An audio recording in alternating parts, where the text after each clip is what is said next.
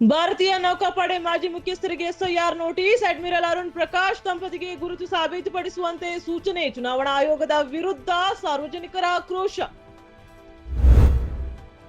ಭಾರತ ಪಾಕ್ ಅಂತಾರಾಷ್ಟ್ರೀಯ ಗಡಿಯಲ್ಲಿ ಅಕ್ರಮ ಡ್ರೋನ್ ಹಾರಾಟ. ನೌಶಿರಾ ಸೆಕ್ಟರ್ ಬಳಿ ಡ್ರೋನ್ ಹೊಡೆದುರುಳಿಸಿದ ಭಾರತೀಯ ಸೇನೆ. ಪಾಕ್ ಡ್ರೋನ್ ತಂದಿರಬಹುದಾದ ಮಾದಕ ವಸ್ತುಗಳಿಗಾಗಿ ಶೋಧ ಕಾರ್ಯ.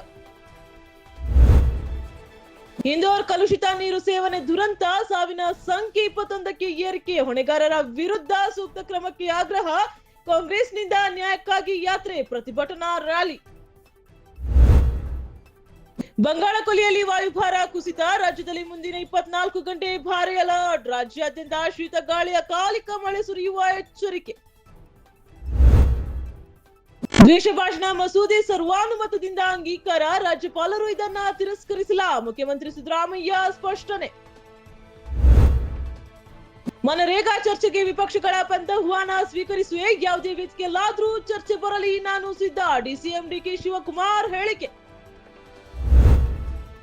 ಬೆಂಗಳೂರು ಮೂಲದ ಸೇನಾಧಿಕಾರಿ 2025ರ ಲಿಂಗ ಸಮಾನತೆ ಪ್ರತಿಪಾದಕ ಪ್ರಶಸ್ತಿಗೆ ಆಯ್ಕೆ. ಮೇಜರ್ ಸ್ವಾತಿ ಶಾಂತ್ ಕುಮಾರ್ಗೆ ವಿಶ್ವಸಂಸ್ಥೆಯ ಪ್ರತಿಷ್ಠಿತ ಪ್ರಶಸ್ತಿ.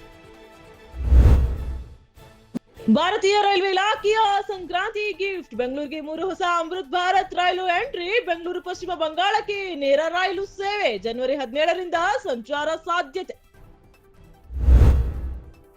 ಅಮೆರಿಕ ದಾಳಿ ನಡೆಸಿದ್ರೆ ಪ್ರತಿ ದಾಳಿ. ಅಮೆರಿಕ ಸೇನೆ ಮತ್ತು ಇಸ್ರೇಲ್ಗೆ ತಕ್ಕ ಪಾಠ ಕಲಿಸ್ತೀವಿ. ಅಮೆರಿಕಕ್ಕೆ ಇರಾನ್ ಖಡಕ್ ಎಚ್ಚರಿಕೆ. ವೆನೆಜುವೆಲಾ ಪರಿಸ್ಥಿತಿ ಕ್ಯೂಬಾಗೂ ಬರಬಹುದು. ತಡ ಮಾಡದೆ ನಮ್ ಜೊತೆ ಒಪ್ಪಂದ ಮಾಡ್ಕೊಳ್ಳಿ. ಅಮೆರಿಕ ಅಧ್ಯಕ್ಷ ಡೊನಾಲ್ಡ್ ಟ್ರಂಪ್ ಎಚ್ಚರಿಕೆ. ನ್ಯೂಜಿಲೆಂಡ್ ವಿರುದ್ಧದ ಏಕದಿನ ಕ್ರಿಕೆಟ್ ಟೂರ್ನಿ ಮತ್ತೆ ಅಬ್ಬರಿಸಿದ ವಿರಾಟ್ ಕೊಹ್ಲಿ. ಭಾರತಕ್ಕೆ 4 ವಿಕೆಟ್ಗಳ ಜಯ.